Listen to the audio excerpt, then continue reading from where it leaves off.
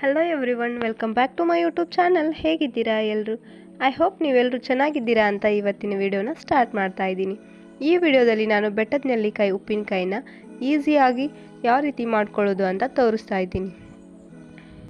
ಮೊದಲಿಗೆ ನಾನೊಂದು ಸುಮಾರು 30 ಬೆಟ್ಟದ ನೆಲ್ಲಿಕಾಯಿನ ನೀಟಾಗಿ ತೊಳ್ಕೊಂಡು ಎತ್ತಿಟ್ಕೊಂಡಿದ್ದೀನಿ. ಹಾಗೆ ಅವುಗಳನ್ನು ಕುಕ್ಕರ್ಗೆ ಹಾಕ್ಕೊಂಡು ಒಂದು ವಿಸಿಲ್ ಬರೋವರೆಗೂ ಕೂಗಿಸ್ಕೊತೀನಿ.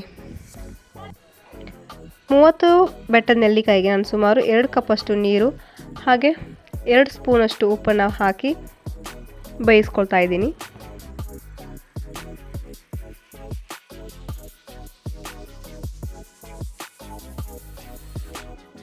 ಇವಾಗ ನೋಡಿ ಕುಕ್ಕರ್ ಸೀಟಿ ಆಗಿ ಏರ್ ಹೋಗಿದೆ. ಕುಕ್ಕರ್ನ ಓಪನ್ ಮಾಡಿ ನಿಮಗೆ ಯಾವ ರೀತಿ ನೆಲ್ಲಿಕಾಯಿ ಬೆಂದಿದೆ ಅಂತ ತೋರಿಸ್ತಾ ಇದ್ದೀನಿ. ಜಸ್ಟ್ 1 ಸೀಟಿಗೆ ಇಷ್ಟೆಲ್ಲ ಬೆಂದಿದೆ. ಇವೆಲ್ಲನ ಒಂದು ಜಾರು ಸೌಟಿಂದ ಒಂದು ಸ್ಟೇನರ್ಗೆ ಹಾಕೋತಾ ಇದ್ದೀನಿ.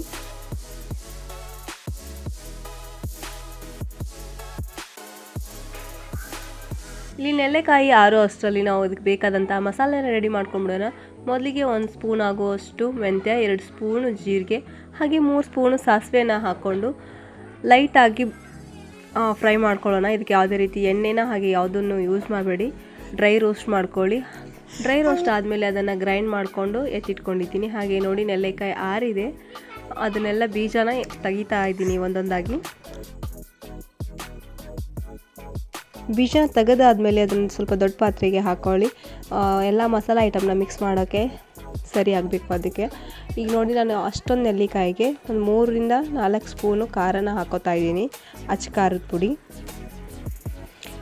ನೋಡಿ ನೀವು ಖಾರ ಯಾವ ಪ್ರಮಾಣದಲ್ಲಿ ತಿಂತೀರಾ ನೋಡಿಬಿಟ್ಟು ಹಾಕ್ಕೊಳ್ಳಿ. ಹಾಗೆ ಒಂದು 3 ಸ್ಪೂನಷ್ಟು ಉಪ್ಪು. ನಂತರ ಅದಕ್ಕೆ ಗ್ರೈಂಡ್ ಮಾಡಿಟ್ಟಂತಹ ಡ್ರೈ ಪುಡಿಗಳನ್ನ ಹಾಕ್ಕೊಳ್ಳಿ. 1 ಟೀ ಸ್ಪೂನ್ ಆಗುವಷ್ಟು ಅರಿಶಿನ. ಇಷ್ಟೆಲ್ಲ ಹಾಕಿ ಇದಕ್ಕೆ ಒಗ್ಗರಣೆ ರೆಡಿ ಮಾಡ್ಕೊಳ್ಳೋಣ. ಒಂದು 2 ಸ್ಪೂನಷ್ಟು ಎಣ್ಣೆ, ಅದಕ್ಕೆ 2 ಎಸಳು ಕರಿಬೇವು, 1 ಇಡಿದಾದಂತಹ ಬೆಳ್ಳುಳ್ಳಿನ ಹಾಕ್ಕೊಂಡು ಒಗ್ಗರಣೆ ಕೊಟ್ಕೊಂಡಿದ್ದೀನಿ. ಇದು ಸ್ವಲ್ಪ ತಣ್ಣಗೆ ಆದಮೇಲೆ ಇದಕ್ಕೆ ಬೆರೆಸ್ಕೋಬೇಕು.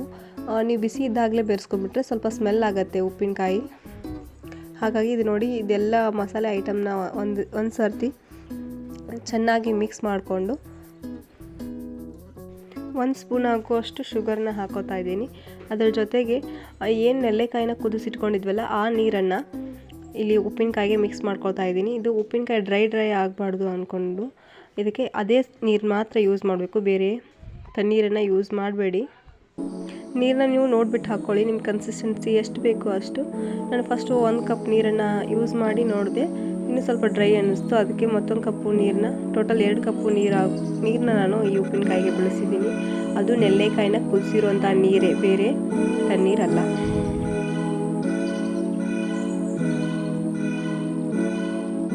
ಈ ಉಪ್ಪಿನಕಾಯಿ ಬಳಸೋಕ್ಕೆ ಸಿರಾಮಿಕ್ಸು ಅಥವಾ ಗಾಜಿಂದು ಬಿಟ್ಟರೆ ಪ್ಲಾಸ್ಟಿಕ್ಕು ಈ ರೀತಿಯ ಡಬ್ಬಗಳು ಮಾತ್ರ ಯೂಸ್ ಮಾಡಬೇಕು. ಬೇರೆ ಯಾವುದನ್ನು ಯೂಸ್ ಮಾಡಿದರೆ ಉಪ್ಪಿನಕಾಯಿ ಅದ್ರ ಜೊತೆ ರಿಯಾಕ್ಟ್ ಆಗುತ್ತೆ, ಬೇಗ ಡಬ್ಬಗಳು ಜಂಗ್ ಬರುತ್ತೆ.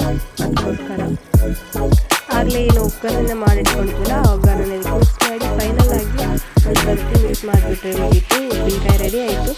ನಮ್ಮ ಮನೆಯಲ್ಲಿ ಗ್ಲಾಸಿಂದು ಜಾರ್ ಇರಲಿಲ್ಲ, ಅದಕ್ಕೋಸ್ಕರ ನಾನು ಪ್ಲಾಸ್ಟಿಕ್ ಜಾರಲ್ಲಿ ಹಾಕ್ತಾ ಇದ್ದೀನಿ. ನಿಮ್ಮ ಮನೆಯಲ್ಲಿ ಗ್ಲಾಸಿಂದು ಕಂಟೈನರ್ ಇದ್ದರೆ ಅಥವಾ ಸಿರಾಮಿಕ್ ಕಂಟೈನರ್ ಇದ್ದರೆ ನೀವು ಉಪ್ಪಿನಕಾಯಿನ ಅದರಲ್ಲೇ ಸ್ಟೋರ್ ಮಾಡಿ ಇಟ್ಕೋಬೋದು.